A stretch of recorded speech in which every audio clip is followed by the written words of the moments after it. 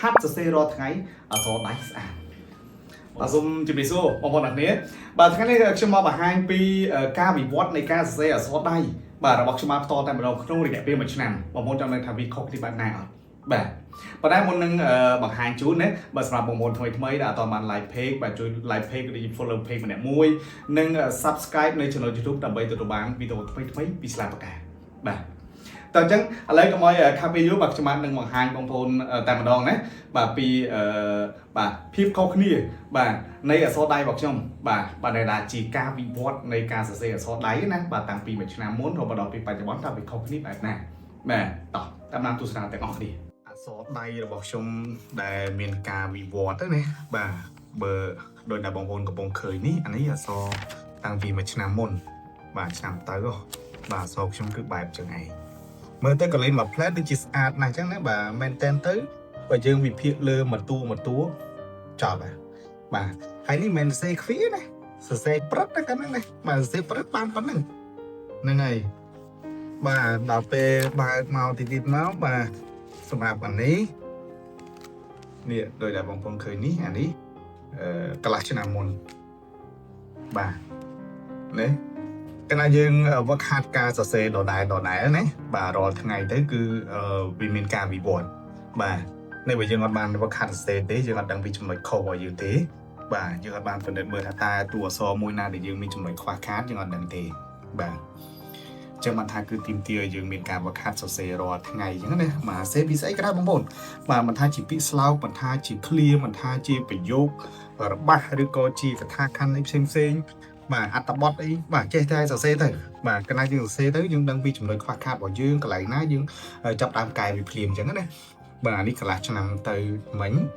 បាទក្នុងឡុងខែ2025ខែ10បាទនៃ$28 2025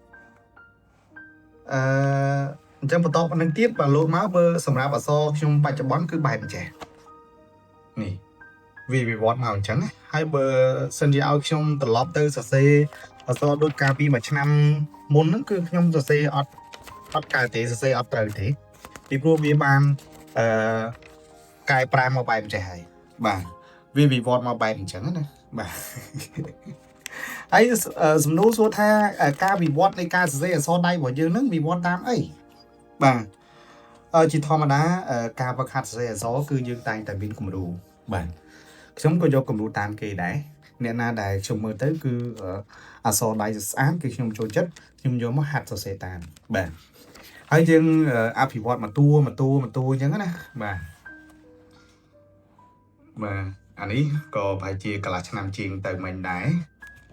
បាទអានេះអក្សរព្រឹត្តបែបបាទមានសក់អីមានដៃមានជើងនេះពេញលក្ខណៈអក្សរសាស្ត្ររបស់យើងបាទអត់បាត់ទេបាទក៏ដែរស្អាតបែបព្រឹត្តព្រៀងមួយយ៉ាងអញ្ចឹងណាបាទគាត់ថាពេលបច្ចុប្បន្នគឺខ្ញុំវិវត្តមកអក្សរបែបអញ្ចេះ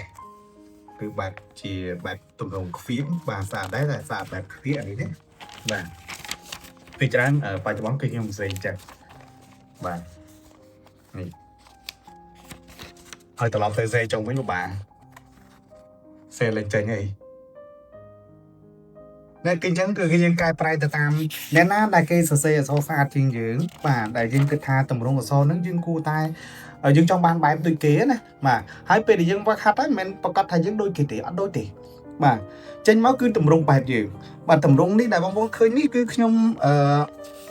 យកគំរូតាមបងប្រុសម្នាក់នៅខាងដូចជាបច្ចុប្បន្ននៅខាងខេត្តកំពង់ស្ពឺអញ្ចឹងណាបាទថ្ងៃណាមួយខ្ញុំនឹងទៅជួបជាមួយគាត់ផ្ទាល់តែម្ដងបាទហើយបើបងប្អូនបានឃើញអក្សរគាត់បាទខ្ញុំដូចជាធ្លាប់បាទផុសនៅលើ page ដែរអក្សរគាត់ខ្ញុំដាក់ថាទម្រង់អក្សរដែល admin ប្រាថ្នាទម្រង់អក្សរដែល admin ចង់បានណាបាទប៉ុន្តែដល់ពេលខ្ញុំវឹកហាត់តាមគាត់ក៏ចេញមកក៏អក្សរដូចគាត់ដែរបាទវាចេញជាទម្រង់ខ្ញុំបែបផ្សេងអញ្ចឹងណាហ្នឹងហើយតែអញ្ចឹងទេបាទអញ្ចឹង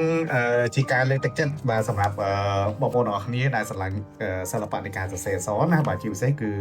យុវជនបងប្អូនជំនាន់ក្រោយបាទចង់ឲ្យទឹកដៃនៃការសរសេរអក្សរដៃខ្លួនឯងបានស្អាត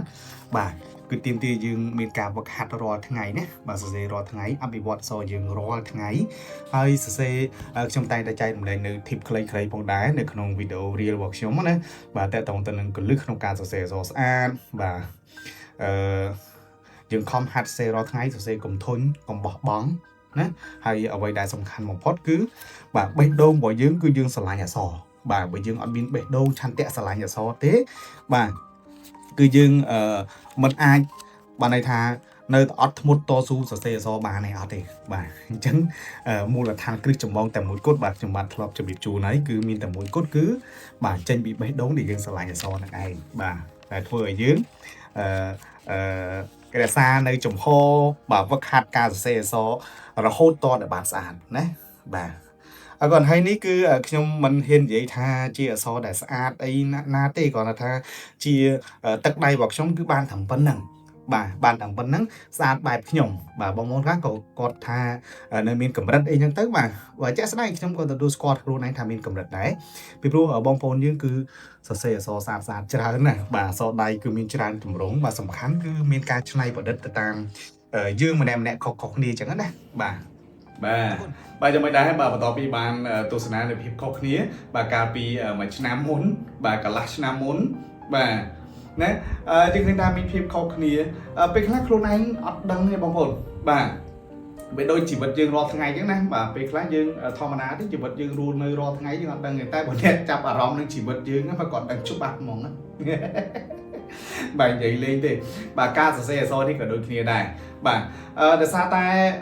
យើងសរសេររាល់ថ្ងៃអញ្ចឹងទៅអត់សូវដឹងថាតើវាវិវត្តដល់កម្រិតណាទេបាទប៉ុន្តែដល់ពេលថ្ងៃមួយដែលយើងទៅកលេចមើលអក្សរដៃរបស់យើងកាលពីមួយឆ្នាំមុនបាទកន្លះឆ្នាំមុនទៅយើងបងអក្សរយើងពីមុនអញ្ចឹងទេបាទពីមុនអញ្ចឹងទេបាទដល់ពេលបច្ចុប្បន្នចេះណាវាអញ្ចឹងណាបាទប៉ុន្តែមិនតន់ហ៊ាននិយាយដាក់ខ្លួនឯងវាស្អាតពេកទេបាទគាត់ថានេះគឺជាសមិទ្ធផលនៃការវឹកហាត់នៃការសរសេរបាទរាល់ថ្ងៃបាទនៅយើងគឺថាមានភាពប្រែប្រួលចុះបើយើងអត់ហាត់សរសេរវាប្រែប្រួលទៅបានដែរបាទចង់និយាយអញ្ចឹងណាបាទអរគុណបាទអញ្ចឹងសម្រាប់វីដេអូថ្ងៃនេះគឺមានតែប៉ុណ្្នឹងទេបាទសង្ឃឹមថាបងប្អូនដែលស្រឡាញ់នៅសិល្បៈនៃការសរសេរអក្សរដៃណាបាទនឹងបានវឹកហាត់សរសេរទាំងអស់គ្នាបាទសរសេររាល់ថ្ងៃបាទកុំធុញកុំបោះបង់បាទហាត់សរសេររាល់ថ្ងៃអក្សរដៃស្អាតបំណងល្អពីស្លាបកា